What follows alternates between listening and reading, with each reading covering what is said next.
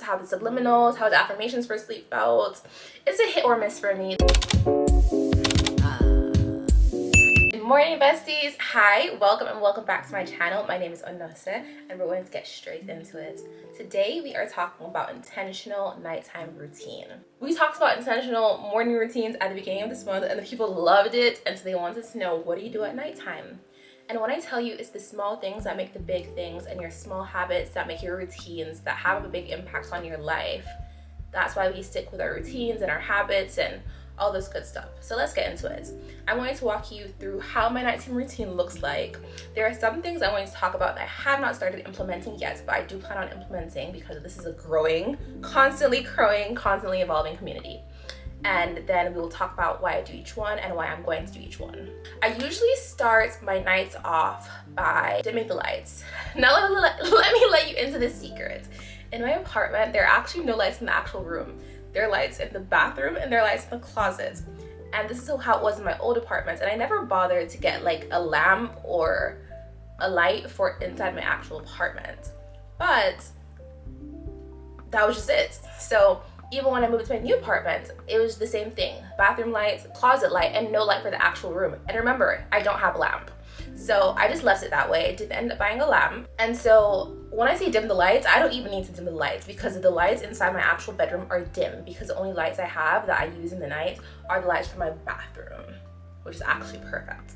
I like to set the atmosphere. I'll dim the lights, I'll play some high vibrational music, or sometimes I'll play jazz. I don't like to play my subliminals just yet because those are more for my sleep time. So I'll play my jazz music, high vibrational music. Some people use salt lamps. I don't have a salt lamp yet. I used to use diffusers at some point because if it gets really cold inside, or if you are in somewhere where it's just AC, you don't really open the windows, then you want something that can get the moisture inside the room so that it doesn't dry your skin out. So you can use a diffuser, you can use aromatherapy as well. So sometimes I will put the scents, and there are like lavender scents that you can use for sleep. There's so much that you can use for sleep. You just put it in the aromatherapy diffuser and you let it go. Some have like 8 hours, 16 hours, and it'll go all nice, and it is literally perfect. It'll diffuse the room and you will have moisture in the air, and it won't be too cold. You won't have a bunch of water evaporating from your skin, and you'll sleep better because of those scents too. After that, I go ahead and I take a bath. Taking a bath is really important to me. After I take a bath and my whole face, my whole body, especially my feet, are clean. If you're not taking a bath, at least make sure your face is clean, your feet are clean, so that you're not going to bed with like dirt going on your pillow and then you're using it the next night and then you're getting acne and then you're wondering why. Okay, this is all part of healthy living. Make sure your feet are also washed because nobody likes dirty feet in a bed, and it also prevents you from going to sleep quicker if your feet are dirty. That's just disgusting. Once I get inside my bed, I like to read a book. I will usually read one chapter of my book, and sometimes I'll do this in the morning and the night. Sometimes I'll do this in the morning, sometimes I'll only do this at night. And this prevents you from scrolling endlessly on your phone. The reason I don't like to scroll endlessly on my phone is for a couple different reasons. I'll explain too. The first one is, whenever you go to sleep, the last thing that you see before you go to sleep is usually what you think of when you're sleeping. Another reason is for the blue light effect. So blue light is great for waking you up, for setting, that's like your circadian rhythms stimuli to wake up, like it's time to be up. And when you see those things, it makes it harder for you to fall asleep. So that's it. Also, when I read, I'm just gaining knowledge before I go to bed. I'm in a nice calm state and I fall asleep so much more easier when I sleep. If I read and I know I'm going to fall asleep, I will gratitude journal before, but if I know that I won't properly fall asleep, I will read and then I will gratitude journal. In my gratitude journal, I will write what I'm thankful for, and I will also write what I plan to do the next day. And what you plan to do the next day comes in a couple of different parts. You can do a visualizing meditation of how you want the day to go, or you can do a list of to do what I plan on doing the next day. And this just gives you a sense of, okay, tomorrow these are these things I have to get done and I do plan on getting them done. And this is very similar to what I talked about in my first morning video, kind of setting intentions. And when you set intentions the night before, you kind of get things rolling in your brain of how you want the next day to go. And this is not saying that there's no room for spontaneity. It's just saying, okay, I have a guideline of things I really want to get done, and it's really important for me to get these things done. So it's very helpful. I find this extremely helpful. I do this all the time. I'll write exactly what I need to do. This also helps me fall asleep faster because I'm not as overwhelmed. So by writing things down, I'm not as overwhelmed as what I need to do the next day, especially if I have a bunch of things I need to do and I'm not sure if I'll remember. Because the brain is not necessarily a storage device for a bunch of things. Like there's so many thoughts, devices, so many things going on in the brain that I will just sit down, write it down, and know that I have my thoughts on paper for what I need to do the next day. And then to fall asleep, I may do a sleep meditation. I may just go to sleep on my own. In the past, I've had no problem going to sleep on my own. I wanted to test out how the sleep meditations felt, how the subliminals, how the affirmations for sleep felt. It's a hit or miss for me. There are certain ones that I like that I find really easy to fall asleep, and there are other ones that I am trying my best to fall asleep, and I fall asleep for 5 minutes and I wake up in the next 5 minutes. So it's really up to you and what your preference is. Some people like certain types of noises, like white noise or brown noise. I actually haven't done a lot of research into the types of noises and what they're used for. And then if I am finding it a little bit harder to go to sleep, which I hardly find it hard to go to sleep these days because there's so many different things that I do to make sure it's easier for me to fall asleep. But if I'm having one of those days, I may take ashwagandha, that's amazing, or magnesium also helps you fall asleep, or some ginger and lemon tea. Now, let's go into every single thing I do for my nighttime routine and why I do it. I kind of gave you the insights of why I do every single thing while I was talking about it, but let's go deeper inside it. So my first thing is my environment. When I go to bed, it's very important for me to be very intentional with the way I keep my environment because it helps me fall asleep, but it's also very high vibrational in nature. So like I told you, I've said this many times, when you fall asleep and when you wake up, your brain is in theta state. So whatever you see, whatever you hear, you're usually going to process it a little bit in your sleep, and it kind of imprints on the mind. There's so much manifestation work you can do with what imprints on the mind before you go to sleep as well, so that's also just very important. To help me fall asleep faster, it's really important for me to dim those lights because I don't have a bunch of stimuli coming into my eyes, and when it's so bright and you're getting so much light, your circadian rhythm doesn't produce as much melatonin. And so when I start to dim the lights, it's telling my melatonin, okay, let's make some more, let's make some more, let's make some more, and then I'm easier able to fall asleep. I also just have a deeper sleep when my lights are dimmer before I go to bed. And then I make sure I turn my lights off. I do not like to sleep with my lights on. Then for my high vibrational music, what I go to sleep thinking about or what I go to sleep hearing is usually what I have thoughts about. It usually prints in your subconscious, which means it goes past the logical/conscious mind into the subconscious where your beliefs are and where things that are a little bit harder to access are. And so with that high vibrational music, I'm able to stay in a nice state of flow, in a nice state of relaxation. I am calm. My parasympathetic is in control with nice high vibrational music. It's easier for me to sleep. I have good values, good energy, good vibrations that are going into my subconscious, and I feel so much better that way. Now, when it comes to the reading portion of things or the different activities that you can do before you go to bed, such as meditating, doing some breath work, doing some reading, those all serve as a way to kind of calm you down, but also it's a way to increase your knowledge. So for reading, I love to increase my knowledge before I go to bed and have those thoughts before I go to bed. I usually read, let me show you what book I'm reading right now. This is my golden book. I've been reading this book for over a year. I know there are 365 days and there are 101 essays. I'll read like one essay a day. I haven't been reading consistently, but I've been reading it so much more recently than I used to before, and it's so good. And in every single essay, there's something that I do want to digest, and so when I go to bed, just thinking about one essay, it's so much easier for me to digest what the author is saying.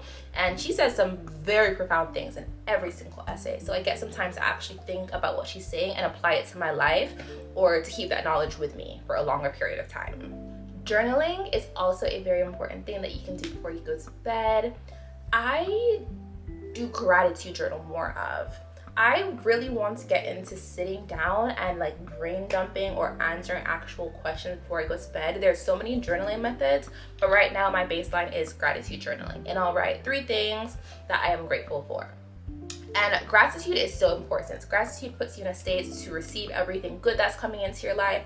It also says thank you for what you've done to God, to the spirit, to the universe, to the higher power. It says thank you for what you have done and thank you for what you're about to do in my life. It's so important to be in a state of gratitude at all times, and even if you can't be at all times, at least when you wake up and when you go to bed, because gratitude is the highest vibration. So gratitude, empowerment, enlightenment, those are the highest vibrations, and I will include the vibrational scale here. I talked about it in my last video. But when you're in that high vibrational scale, you bring so many good things to you. It also releases the resistance to your manifestations, but it also makes you feel so good on the inside. Feeling grateful is just, it's so powerful, and it transfers to every single aspect of your life. You'll just realize that so many good things are coming to you and you won't even know how. It's because you're grateful. It's so, so important to not take things for granted. Prepping for the next day's activities, I told you can come in a couple different forms. And this can be in the form of visualization, meditation of how you want the next days to go, or this can be in the form of writing down what you want to do. And I told you that I do this because it helps me take everything that I'm not sure if I'll remember in my head and put it on paper. It also helps me to feel not as overwhelmed. And so let me give you this trick. When the body is in the sympathetic, and sympathetic is more of like the stress, fight or flight states, it's harder for the body to fall asleep because it's like, I need to be on alert for something. The body is so good, it can do anything, literally everything. It can do everything. The body is so good that it puts you in that state, and it says you cannot sleep because there's fear, there's danger, there's something in your environment that you need to tend to. When my brain is in overdrive, it's so much harder to fall asleep. So when I take my time, I write down what I need to do for the next day, especially if I'm feeling overwhelmed or very bugged in my head. Taking that time to write it down helps me get back into my parasympathetic mode. It calms me down, but it also helps me know that tomorrow will be more productive, and it helps me set intentions for the next day, which takes so much of the stress off of me and helps me feel so much better, so much productive. And I love to have very productive days. Especially if you're struggling with having productive days, try setting intentions the night before or the day in the morning of, and see how much more productive that your day goes. Now let's talk about some sleep substitutes, some sleep supplements that you can take. There are so many that you can take. I have been learning a lot about magnesium in my classes recently, and I've been taking ashwagandha. I actually used to take ashwagandha with melatonin, but the researchers are showing that the melatonin is not as effective as we thought it was, and it kind of makes people groggier when they wake up. So there are so many other things that you can take. Magnesium is great because it helps to relax the nervous system, and ashwagandha is also really good because it also calms you too. And then you can have some lavender. There are lavender sprays. You can have some lavender tea. You can have the lavender aromatherapy going. They're just great to calm you down. Like I said, have your parasympathetic nervous system in control and make you just have a deeper sleep for a longer period of time so that you actually feel well rested when you wake up in the morning. Teas are also a really good idea. Sometimes I'll have some ginger tea, some lemon tea, some ginger, lemon, and honey tea. All those teas smack. If you have a smaller bladder and you do need to pee, make sure you have that a couple hours before you plan on going to bed. Let's talk about subliminals. So basically subliminals, what they are you have this sound of music or you have this vibration, and under the vibration there is talking, and it's usually by affirmations, like high vibrational words that are coming out, but it's very low so you can hardly hear it. So you're more hearing of the frequency that is sounding over it or the music that's sounding over it. The thing is, even though you can't really hear it with your conscious / logical mind, your subconscious can hear it when you fall asleep. So you know when you put your earphones in, I had a friend who used to stay with me, and when he went to bed he would put his earphones in and just be listening to this music all night, never turned it off. He would fall asleep with it, and it wasn't necessarily friendly music. All those things are going into your subconscious, and they're part of what's programming your limiting beliefs. If you're wondering why you can have certain beliefs or why you feel certain ways about things, that can be part of it. There are so many subliminals geared towards so many different things. I listen to ones for like wealth, health, love, happiness. There are so many, abundance. If you're looking for an easier way or a faster way to reprogram your subconscious, you can do this while you sleep using these subliminals. You can just turn them on every single night, and you usually use them for a couple number of days before you see an effect, but the more you believe it, the more you see it in your life. The only thing is, I would be very careful where I'm getting them from. So I wouldn't necessarily go to YouTube and just type subliminals in. I would go to a certified app that has people that know that what they're saying under the subliminals are actually high vibrational thoughts and high vibrational words that they're speaking. I would also just play around with a little bit and see which ones you like before you go to bed. You can also do a meditation for sleep, or you can do some white noises in the background. People also love rain sounds. So you can try some rain sounds before you go to bed.